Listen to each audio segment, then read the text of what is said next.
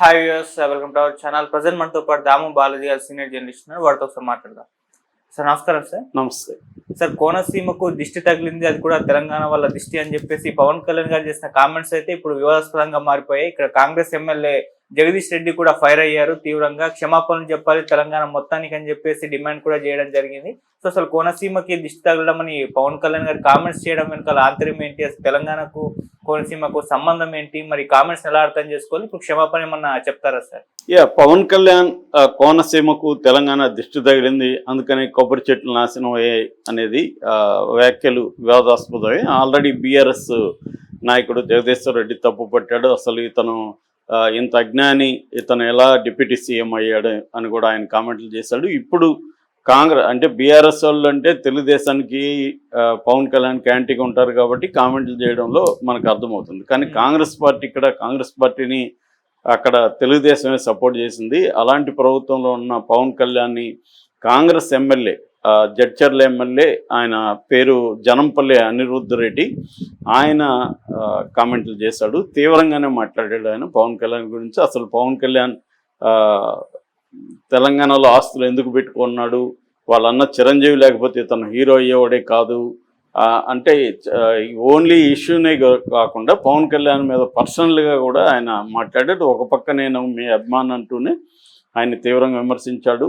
So అనేక విషయాలు ఆయన లేవనెత్తాడు. ఆయన ప్రధానంగా చెప్తున్నది ఏంటంటే, నువ్వు తెలంగాణకు వ్యతిరేకవి, తెలంగాణ దిష్టి వలన కోనసీమ అయిందా, ఏమన్నా బుద్ధి ఉందా దీంట్లో నీకు ఇలా మాట్లాడడానికి?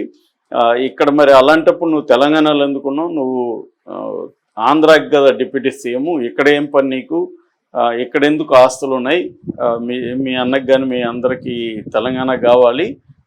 ఈవెన్ చిరంజీవి కొడుకు రామ్ చరణ్ చేద ఇక్కడ అమ్మాయిని పెళ్లి చేసుకున్నాడు, తర్వాత అల్లు అర్జున్ ఇక్కడ అమ్మాయిని పెళ్లి చేసుకున్నాడు, మీకు ఇక్కడ వనరులు కావాలి, ఆస్తులు కావాలి, అన్నీ కావాలి, మళ్ళీ తెలంగాణ నిందించాలి అన్న విధంగా ఆయన ప్రధానంగా మాట్లాడాడు. అయితే అసలు సమస్య ఏంటి, పవన్ కళ్యాణ్ ఏ కాంటెక్స్లో ఈ మాటలు మాట్లాడాడు, అది మాట్లాడడం కరెక్టేనా అనే విషయాలు మనం చూస్తే, యాక్చువల్గా ఏంటంటే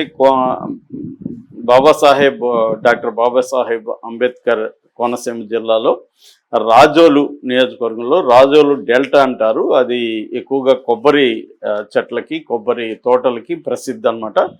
అక్కడ ఇప్పుడు ఏమైందంటే కొన్ని దాదాపు 12 గ్రామాలు, కరవాక, గుబ్బలపాలెం, శంకరగుప్తం, కేసనపల్లి, తూర్పుపాలెం, ఇలాంటి 12 గ్రామాల్లో దాదాపు 2,000 ఎకరాల్లో 2 లక్షల కొబ్బరి చెట్లు మొత్తం కూలిపోయినాయి, అవి అంటే నాశనం అయిపోయినాయి. దీనివల్ల అక్కడ 1,200 కుటుంబాలు వీధిన పడ్డ పరిస్థితి.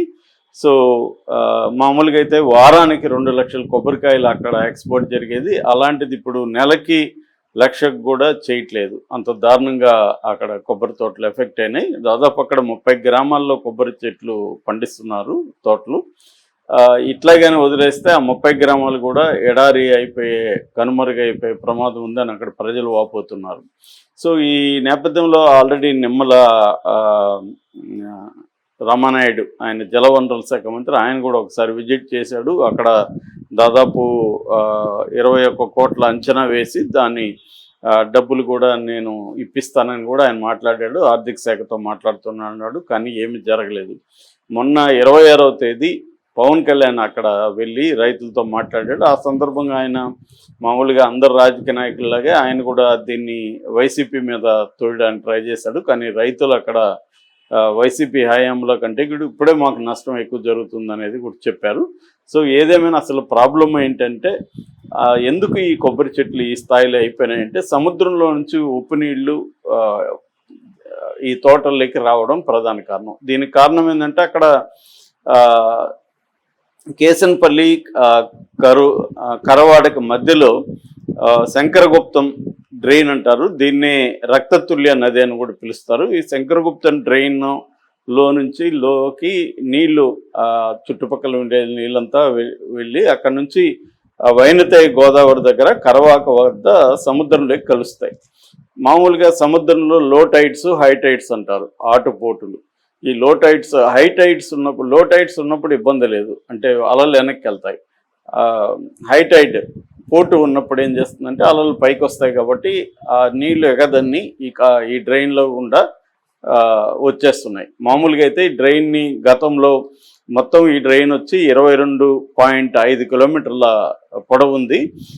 వైసీపీ ఉన్నప్పుడు 2015 నుంచి 20 మధ్యలో కొంత భాగం అంటే దాదాపు 8.5 కిలోమీటర్లు క్లీన్ చేశారు. అక్కడ దాన్ని డ్రెడ్జింగ్ అంటారు. డ్రెడ్జింగ్ చేసి లోతుకు చేశారు. అంటే దాదాపు 15 అడుగుల లోతుకి వెళ్ళింది. దానివల్ల అది ఆగింది. ఆ తర్వాత ఆపేశారు వాళ్ళు. ఆ తర్వాత మళ్ళీ ఈ ప్రభుత్వం వచ్చినాక దాన్ని చేయలేదు, డ్రెడ్జింగ్ చేయలేదు. సో మిగతా భాగం డ్రెడ్జింగ్ చేయకపోవడం వల్ల మిగతా అంతా 5 మీటర్ల లోతే ఉంది. సో అది కూడా లోతుగా ఉంటే పైకి ఎగదన్నడం కష్టంగా ఉండేది. కానీ అది డ్రెడ్జింగ్ చేయలేదు, అలాగే వదిలేశారు. దానివల్ల ఏమైందంటే ఈ ఓన్లీ కొంత భాగం మాత్రమే డ్రెడ్జింగ్ అయింది, అక్కడ లోతు ఉంది, మిగతాది లోతు లేదు కాబట్టి పైకి వచ్చేస్తున్నాయి. ఇది మేజర్ ప్రాబ్లం. దీన్ని చేయాల్సింది డ్రెడ్జింగ్ చేసి చేయాలి, నెంబర్ 1. నెంబర్ 2, ఇప్పుడు ఈ కూలిపోయిన వాటిని అన్నిటిని మొదల నుంచి క్లీన్ చేసేసి మళ్ళీ కొత్తగా చెట్లు నాటడానికి రాష్ట్ర ప్రభుత్వం హెల్ప్ చేయాలి. ఇది చేయాల్సిన పనులు. మామూలుగా రైతులు చెప్తున్నది కానీ అక్కడ ఎక్స్పర్ట్ నిపుణులు చెప్తున్నది కానీ ఈ 2 పనులు చేస్తే కొబ్బరి తోటలు మిగతావి నాశనం కాకుండా ఉంటాయి. నాశనమైన వాళ్ళకు కూడా మన కాంపన్సేషన్ ఒకటి ఇవ్వాలి. రెండోది ఈ 2 పనులు చేయాలనేది అక్కడ నిపుణులు కూడా చెప్తున్నారు. మామూలుగా అయితే ఒక డిప్యూటీ సీఎంగా ఆయన వెళ్ళడం అయితే ఖచ్చితంగా మెచ్చుకోవాలి. రైతులతో మాట్లాడాడు, అంతవరకు మెచ్చుకోవాలి. అయితే ఆయన మామూలుగా ఎప్పుడైనా కూడా ఇలాంటి వాటిలో జనరల్గా జనాల్లో సెంటిమెంట్లు కూడా ఉంటాయి. అంటే గ్రహణం అనో ఇంకోటనో లేకపోతే మంచి రోజులనో లేకపోతే పక్కింటోడి దిష్టనో మన పంట పొలాలు బాగా ఉండి ఏదైనా అయినప్పుడు కూడా పక్క చేనోడు దిష్టి పెట్టాడనో లేకపోతే మనకి ఎనిమిగా ఉండేవాడు ఊర్లో దిష్టి పెట్టాడనో ఇవన్నీ దిష్టి ఇది కూడా పెడతారు. దిష్టి బొమ్మలు పెట్టడం, దిష్టి రాళ్ళు పెట్టడం ఇవన్నీ కూడా గ్రామాల్లో ఉంటుంది. అయితే ఒక పవన్ కళ్యాణ్ లాంటి ఒక డిప్యూటీ సీఎం వెళ్ళినప్పుడు అక్కడ అడ్రస్ చేయాల్సింది ఏంటి రైతులకి, తను మీ సమస్య ఏంటి, దానికి పరిష్కారం ఏంటి, 2 కూడా ఆయన ఏమి కనుక్కోవాల్సిన వాళ్ళు ఆల్రెడీ ఉన్నాయి. సమస్య తెలుసు, పరిష్కారం కూడా తెలుసు. దాన్ని చేయడానికి ఆయన ముందుకు రావాలి. అది రాకుండా ఆయన ఏమేమో మాట్లాడాడు. ఒకటి నేను ఫండ్ ఇవ్వలేను, డబ్బులు నేను ఇవ్వలేని చంద్రబాబుని అడగాలన్నాడు. ఒకటి నువ్వు ప్రతిదీ చంద్రబాబుని బెదిరిస్తూనే ఉన్నావు కదా, అనేక విషయాల్లో చంద్రబాబుకి అల్టిమేట్ ఇస్తున్నారు, మంత్రుల్ని విమర్శిస్తున్నాడు. ఫండ్ ఆయన ఇదేం పెద్ద ఫండ్ కూడా కాదు, ఇది పెద్ద విషయం కూడా కాదు. దాన్ని నేను ఇప్పిస్తానని మాట్లాడకుండా చంద్రబాబు అడగాలి, మీరు జగన్ ఎందుకు అడగలేదు, ఈ విషయాలు ఎక్కువ మాట్లాడారు. అన్నిటికంటే ఘోరమైందంటే తెలంగాణ దిష్టి వల్లనే ఇది జరిగిందని చెప్పాడు. అది ఇంకా టూ మచ్ అనమాట. తెలంగాణకి ఏం సంబంధం? తెలంగాణ అది కూడా ఆయన అంటున్నాడు. చాలామంది నన్ను కలిసినప్పుడు మీ కోనసీమ అలా ఉంటుంది, సినిమాల్లో అంతా ఇలా చూపిస్తుంటారు అనేవాళ్ళు, ఆ దిష్టే తగిలింది అని చెప్పాడు. తెలంగాణలో సముద్రం లేకపోవచ్చు, తెలంగాణలో కోనసీమ లేకపోవచ్చు, అలాగే తెలంగాణలో ఉండే హైదరాబాద్ అక్కడ లేదు. అలాగా ప్రతి స్టేట్కి దాని డిసడ్వాంటేజెస్ అడ్వాంటేజెస్ ఉంటాయి. అంత మాత్రం ఒక స్టేట్ ఇంకొక స్టేట్ని చూసి దిష్టి పెట్టేసి ఆ స్టేట్ నాశనం కావాలని కోరుకుంటారా? తెలంగాణ వాళ్ళు అసలు కోరుకోరు. వీళ్ళ సమస్యల మీద వీళ్ళు పోరాడచ్చు కానీ ఫలాని స్టేట్ బాగుంది దాన్ని కూలిపోవాలని ఎందుకు కోరుకుంటారు ఎవరైనా? తెలంగాణ వాళ్ళని కాదు, ఏ స్టేట్ వాళ్ళు కూడా ఇంకొక స్టేట్ కూలిపోవాలని కోరుకోరు. ఒకవేళ ఆ స్టేట్తో ఏమైనా ఇబ్బందులు ఉంటే ఫైట్ చేస్తారు తప్ప అలాగే ఎందుకు కోరుకుంటారు? సో ఇది ఎక్స్ట్రీమ్ స్టెప్ పవన్ కళ్యాణ్ మాట్లాడింది. రెండోది, ఎప్పుడైనా ఒక సమస్య గురించి మాట్లాడాల్సి వస్తుంది సైంటిఫిక్గా సమస్య ఏంటి, ఆ సమస్యకి కారణాలు ఏంటి, సమస్యకు పరిష్కారాలు ఏంటి, దిస్ ఇస్ ద సింపుల్ వ్యవహారం. దాన్ని చేయాల్సింది పోయి అంటే డైవర్ట్ చేయడానికి అన్నాడా లేకపోతే ఆయన మరి సనాతన ధర్మంలో దిష్టి అనేది ఇంపార్టెంటా తెలియదు నాకు. సో ఇది చాలా ఒక రకమైన ఏంటంటే అజ్ఞానానికి పరాకాష్ఠగా చెప్పుకోవచ్చు. అంటే ఎవరు కూడా చదువుకున్న వ్యక్తి కానీ లేకపోతే కామన్ సెన్స్ ఉన్న వాళ్ళు కూడా ఇలాగ మాట్లాడరు. దానివల్ల సహజంగానే తెలంగాణ వాళ్ళ కోపం వస్తుంది. ఇదేమవుతుందంటే ఓన్లీ పవన్ కళ్యాణ్ వరకే పరిమితం కాదు కదా, తెలంగాణ వాళ్ళు చాలామంది ఇంకా ఆంధ్ర వాళ్ళ గురించి మాట్లాడడం, వాళ్ళు మళ్ళీ వీళ్ళ గురించి అనవసరంగా 2 రాష్ట్రాల ప్రజల మధ్య కూడా ఇది గొడవగా మారే అవకాశం ఉంది. కాబట్టి పవన్ కళ్యాణ్ ఆయన మరి ఏ ఉద్దేశంతో అలా అన్నాడో తెలీదు.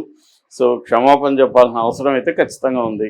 అనిరుద్ధ రెడ్డి ఆయన ఎక్కువ వేరే విషయాలు మాట్లాడాడు కానీ ఈ విషయంలో మాత్రం పవన్ కళ్యాణ్ చేసింది కరెక్ట్ కాదనేది ఎక్కువ మంది అభిప్రాయం. Okay sir, thank you so much.